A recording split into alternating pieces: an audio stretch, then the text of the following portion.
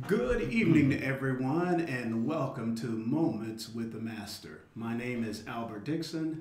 I'm the preacher at Mill Road here in Cincinnati area, and alongside with me is my good friend John Henry, who is the preacher over at St. Leon's in Indiana. And we certainly welcome you to join us in our study this evening. We are the host of this program, and our intention is to help people understand the truth and to glorify God in the things that we say and do. Again, if you have any questions or comments in reference to what you hear, or just want to ask a question for us to discuss, you will be given an opportunity at the end of this program of the information where you will be able to contact us. And so we invite you to do that. You'll also be given the opportunity to subscribe to the program, and that notifies you when the program is about to start. As well, if you have any family or friends, let them know about this program so that they too can join in as we spend a few moments with the Master. John, in our last discussion, as we have been talking about the plan that God has put in place to redeem man, and as we have been going through the historical unfolding of this plan, we left off in the book of Genesis, and we just began chapter 28, as we have talked about the promises that God has made to Abraham in reference to a great nation, the land and seed promise. And we saw God also saying that to the son of promise, who was Isaac. And then Isaac had two sons, Esau and Jacob, and Jacob ends up getting the birthright, and then he goes ahead and deceives Isaac in blessing him with the blessings that came along with the birthright. And Esau is furious, wanting to take the life of his brother Jacob, and so he was sent away to Rebekah, who is his mother's people.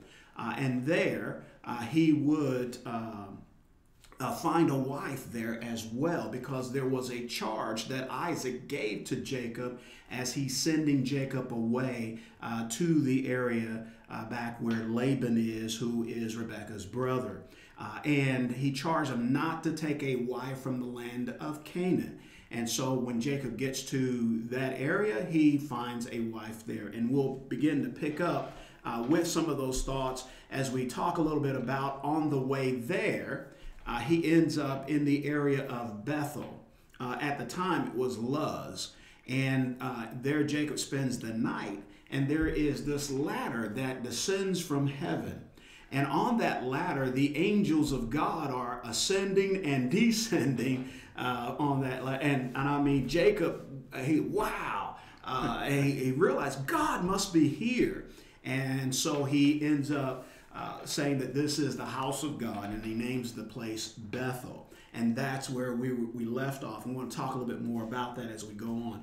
Any thoughts that you have, John, in connection to those things? I'm sure that was quite a feeling of exhilaration to be able to have a vision like that and see angels ascending and descending from the throne of God, from heaven itself, and God being at the top of that. And so and God was at the very top of the ladder. There are some things, let me get into that. There are some things that happen here at Bethel. Three things, really. First of all, Jacob has this vision. He heard a voice. And then the third thing we'll look at is that he made a vow in the scriptures here. And so Jehovah appears unto Jacob. He's at the top of this ladder where angels ascending and descending. Of course, Jacob here was alone in another country.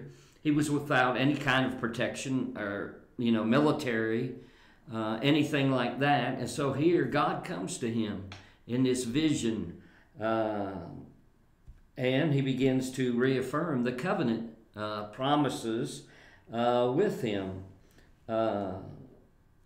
He tells him that he was going to receive the promised land, and that he would his seed was going to be numerous, just like he promised to Abraham and promised to Isaac, and that now through Jacob all the families of the earth are going to be blessed. Again, that was that same promise from Abraham to Isaac and now to Jacob. And so then we see that God, in this vision, this Jacob's ladder as we call it, God makes some personal promises now to Jacob. And the first personal promise is presence, and that's important because God promises at that particular time that he's going to be with Jacob. Now, he promised that with Abraham, he promised that with Isaac, and now he promised it with Jacob. But as you go, and I just want to jump a little bit ahead here, but as you go through the Bible, you get up to Moses, and then you get up to Joshua. And these things, here we see him again. God said, you want to be successful? He says, I'm going to be with you. But if you do what I ask you to do, you're going to be spiritually successful. I'm going to be with you. And it seems like, all through the Old Testament, even today in the New Testament, but especially back here in the Old Testament, it's just a nice picture, a faith builder. We sometimes think, well, God's not going to be with us or something. But God is with us. And the next thing he talks about is protection. And God said, I'm going to watch over you. Again, it's not just Abraham and Isaac and Jacob. It continues with Moses and Joshua. And then he promised power. And God said to him, it'll be through my power. I'll bring you back to the land of Canaan. And then, of course, we see I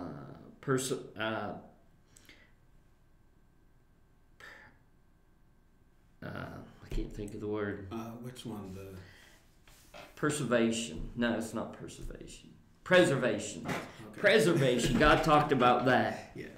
And God said, I'll never forsake you or leave you until you have fulfilled his promises to him. And so God made a promise to Abraham, as we said, to Isaac, and then later to Jacob. And after Jacob, the nation of Israel, they become the recipient of the promises and their fulfillment. And the seed through whom all families of the earth would be blessed. And so, and as I said, that continues. This is what we're doing. We're tracing that through the Bible. And this is going to constantly be passed down. And, sometimes when we read the prophets, God remembers or goes back to those promises that were made, and things are said about that. And that happens until, of course, the coming of the Messiah, and that's what this is all about. Man's reconciliation back to God because of the fall in the Garden of Eden. How's man going to be reconciled to God? How's man going to renew this friendship? Because man was perfect in the Garden of Eden.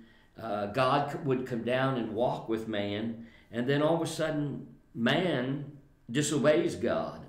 And because of that, he's placed outside of the Garden of Eden. One of the things I also noticed that as we're uncovering this, we have these mile markers about the one whom God is speaking of, that is going to fulfill all of these things, about the seed promise that we talked about there in Genesis 22 in verse 18, where through his seed all the families of the earth will be blessed. And then here, even with Jacob's dream in reference to the ladder, Jesus himself made reference to that over in John chapter 1, verse 51, and it is there that the Lord, as the disciples are coming to him, and in particular Nathanael, and so in verse 48, Nathanael says to the Lord, how do you know me? Because when Nathanael comes to the Lord, Jesus points him out. And then Nathanael wants to know, how did you know me? And Jesus answered and said to him, before Philip called you, when you were under the fig tree, I saw you. And Nathanael answered him, Rabbi, you are the Son of God. You are the King of Israel. I want you to notice Jesus' response to Nathanael in verses 50 and 51. He says, because I said to you that I saw you under the fig tree, do you believe? You will see greater things than these. And truly, truly, I say to you, you will see the heavens opened and the angels of God ascending and descending on, not the ladder, but the Son of Man. And so back there in Genesis, where we've read where Jacob dreams that it's the ladder that these angels are ascending and descending, Jesus says it is the Son of Man that the angels of God are ascending and descending upon.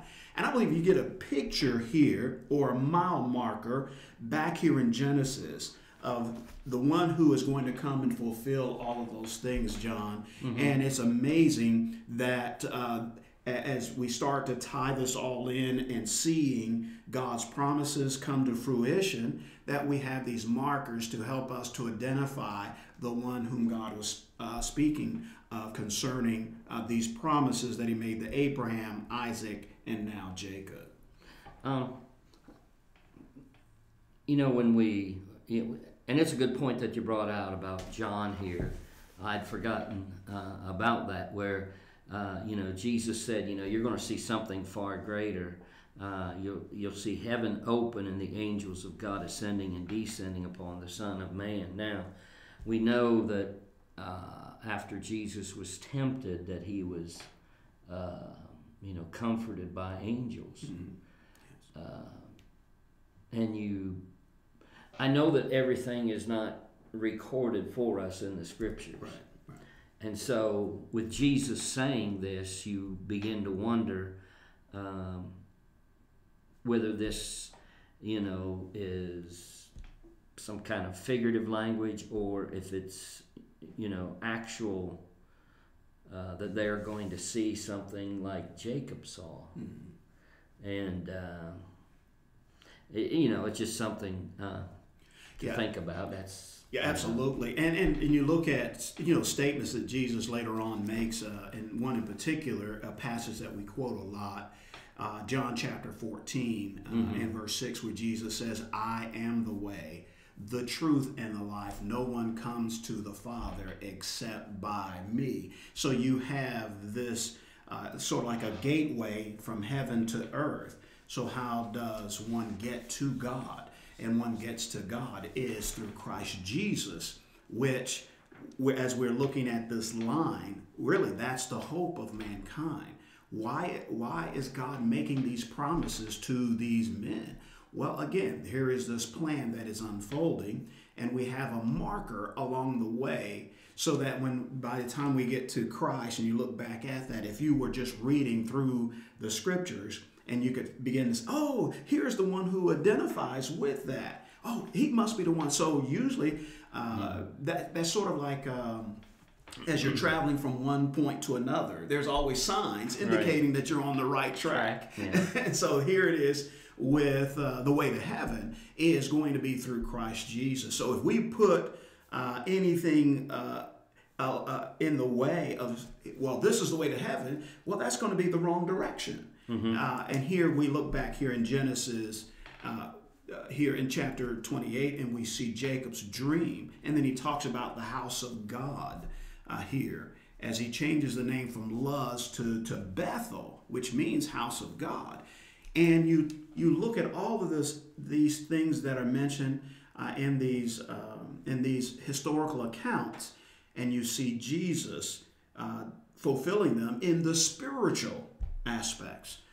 Those who are in Christ are the house of God, later on, as we will see and study and talk about as we get there. I know I'm far ahead, but I just wanted to point out how that was a mile marker for us as we have been studying this plan to redeem man. And as you had mentioned about that, John, I think it's just a very good point that now you see Israel and so forth. And just to let you know that this is a great picture. This information that we are talking about and studying is important information to help us to get a full picture. I believe a lot of people or lack of faith in God is that they don't have a full picture of who He is, the promises that He's made. And here in this instance, where you had mentioned where God promises Jacob to be with him if Jacob continues to do what he says. And then you had mentioned the third thing, that was the vow of Jacob. I think that's another good, important point, John, that you were pointing out concerning the vow of Jacob here as you get back to chapter 28. Go ahead. No, I want to make a comment there. Okay. You was talking about the word Bethel. Yes. But I also have in my notes that this term I found, gate of heaven, seems to mean, and it goes along with what you said, a place where I can meet God again. Yes. Now that's interesting. Yes. Because when man was kicked out of the Garden of Eden, there were angels put there basically to guard the tree of life, but I could be speaking out of turn, but wasn't there something said about a gate being there? Maybe I'm wrong. But I thought that there was something that was. Well, I know as you're looking that up, John, and just pointing some things out about that. Here is the gate, the heaven. I think that's another thing that indicates about this dream that Jacob is having, just showing us. Here is this ladder that reaches from earth to heaven. Wow. And these angels of God are ascending and descending upon it. And I think that is what we need to understand, is this life is about being with God. And because, as you mentioned about man's fall, because we sin, how can we be reconciled to God? And I believe with this historical event of Jacob being sent away, that's going to spur on the further unveiling of God's plan in reference to that seed promise. That's a very important, I think, aspect of the promise that God has made to both the Abraham, Isaac, and Jacob. Here, I'll just go ahead and read this. Okay, I guess it's a little bit different than what I thought. He says, so he drove out the man, and he placed at the east of the Garden of Eden cherubims and a flaming sword which turned every way to keep the way of the tree of life. So the cherubims, of course, later on, they were angels. And then you got the flaming sword. And so he drives them out, and then he places... I guess I had in my mind it was a gate or something that, but it's not, so, but, we can, but the thing of it was, when they're driven out of the garden, they've cut themselves off from God. Yeah, that's right. Just like we said, when here's Jacob and he sees and he's having this vision, angels ascending, descending, and there's God, and he says, now this is the place where I meet God again. You're right. Well, I think he's talking about maybe the whole human race, because, or at least maybe not directly, but indirectly, because when you go back here, God does not walk with man anymore after that. Not like he did in the Garden of Eden. Right. But now, here's, and, maybe to some degree, he feels kind of excited to some degree about all this. Yeah, I think one of the indications of this excitement is the vow that spurs on the vow that he makes. Well, he one of the things I also think here is we're looking that he learns is the omnipresence of God, that God is everywhere, that God knows all things, that God sees all things, and he will reward the good and punish the evil. Now, I bring that out again, because people today don't think God will punish. Right. And that is definitely the wrong idea, Right. to have about God. Yes. Because the New Testament teaches us, he was a God, even though he's a loving God, a just God. Still, he is a God of righteousness, and his wrath is poured out on the unrighteous. Right. And so, when he wakes up, the Bible had pointed out here in verse 16. I'll just go ahead and read it. And Jacob awakened out of his sleep and said, "Surely the Lord is in his place, and I knew it not." If you're following along, I'm in verse 16 of chapter 28 of Genesis. And he was afraid and said, "How dreadful is this place? This is none other but the house of God, and this is the gate of heaven." Now look at that. You got the house of God and the gate of heaven. Mm-hmm. Wow. That's pretty powerful to me. Yeah, absolutely. And Jacob rose up early in the morning, and he took the stone that he had put for his pillow and set it up for a pillar, poured oil upon the top of it, and he called the name of that place Bethel. But the name of that city was called Luz at the first. And Jacob vowed a vow, saying, "If God will be with me and will keep me in his way that I go, and will give me bread to eat and raiment to put on, so that I come again to my father's house in peace, then shall the Lord be my God. And this stone which I have set for a pillar shall be God's house. And of all that thou shalt give me, I will surely give the tenth unto thee," that is, unto God. So he wakes up, and he takes this stone that he'd been sleeping on and sticks it in the ground and pours oil over it, as a marker or a memorial, as the Bible calls it, to God. Now, I find the vow very interesting, don't you? Yes, I do. Because what's kind of hard to understand, I think, a little bit, is when he says this in verse 21. "So I come again to my father's house in peace, then shall the Lord be my God." Well, it almost, now that's the way the King James reads. But, it kind of sounds like, okay, well, I'm going to put you to the test, God. Right. I want to see. Now, if you keep your word, you could be my God. You know what I'm saying? But I know that that's probably, not exactly what it means. But the vow seems to me that it has to do with God taking care of Jacob. Right. Because he's going to be gone 20 years or so, because he goes there, he gets tricked by Laban, Right. and then he has to work more to get Rebecca. Oh, you mean Leah? Leah. Rachel or Rachel, but he got Leah. Yeah. Okay, I got them all messed up. That's all right. That's all right. Yeah, we'll work through that. Okay. So, and that's going to happen. God's going to return him safely, to the promised land. Right. And but when he comes back, of course, on his journey back with all this family and all these great possessions, because God blessed him when he was working for Laban. Right. I believe he's going to bump into Esau. Yes.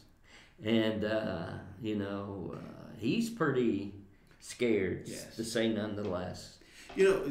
John, as we look at things like this, and even the statement, and as we had mentioned before, sometimes even though Jacob recognized the value of the birthright, Mm-hmm. I don't believe he fully grasped what came along with that. until this instance is the beginning of really building a connection and growth in the life of Jacob. And that's the way we are. It's a growing process. As we learn more and more about God, then we end up fulfilling and making God our God, because we have learned, we have experienced His goodness, His greatness, and it just causes us to give our all to Him. And so in Jacob's journey that we are looking at, Jacob has some growing to do in realizing who God truly is. As many of us are, we have growing to do. And the more the hardships that we go through in life, and God being with us and helping us overcome those things, as we even look back at our lives and seeing the hand of God protecting us and giving us the opportunity to hear His word and then obey it, or we have obeyed it and then drawing ever closer to Him through those hardships, these trials, and these testing of our faith, whether we're going to be with the God who created us all, or whether we're just going to stand and do what we want to do. And this is probably where Jacob is. He's at that turning point where he really relies a lot on himself. After all, remember, he got the birthright from Esau, and then they pulled off the deceiving of Isaac in getting the blessings, and now he's on the journey back to Paddan Aram, and there he's learning these lessons of our need for God. That's all of us. And so it becomes a growing process, and you learn a lot from the historical background of Jacob. And I hope a lot of us are able to see ourselves as we start out on this journey of faith and how we need growing to do. And we make statements like what Jacob makes here about God, and then God does it. What are you going to do now? Are you really going to commit to Him as you promised that you would, and as God desires for you to do, for us to make that decision? Just a tremendous lesson here, because God has already provided, as we will talk about a lot more, a way of salvation, and we're uncovering this in this whole plan as He deals with Jacob here on his way to his uncle's house, back to that land there to where he's being sent by Isaac and Rebecca. Yeah, to get his wife. Yeah, to get his wife. So, yeah. And that's an interesting story, of course. Yes, but, it is. Yes. I don't know we have too much time to begin that today. No, we sure don't. Yeah, as we'll get into chapter 29, and I think when you get into chapter 29, I encourage you to go ahead and read through that. Yeah, that's a good idea. And also, again, if you have any questions or comments, it may not have to deal with this particular subject, but another subject that you'd like for us to discuss, we invite you at the end of the program to contact us with that question or discussion that we are to have with from the God's Word. Because remember, this program is about moments with the Master, and with spending moments with the Master, we learn a lot about who we are and who God is, and what we are to do in our relationship with Him, because that's what it's all about. That's our aim. That's been our focus, and we're hoping that is your aim and your focus, and that we're of some help. Any last words, John, before we close out? Well, I just give them something to think about. Leah, as far as her looks are concerned, he really was attracted to Rachel because she's beautiful. But one of the things I found that her name, Leah, the word Leah means weary. and what it refers to is the weakness of the eyes, or she had very unattractive eyes. And so that's just something that was interesting, and they say that was considered a major defect for a young girl to have, or a young lady in the East over there, to have these weak eyes. Maybe that had something to do with him. It could be. Choosing Rachel over Leah. But if you come back next Thursday, we're going to talk about that. Absolutely. So, my friends, it was just good spending this time with you, and I hope that the moments that we spent with the Master has been good and encouraging to you. And so we encourage you to tune in again next Thursday at 7 p.m. as we will spend moments with the Master. In the meantime, may God bless you as you continue to study His Word.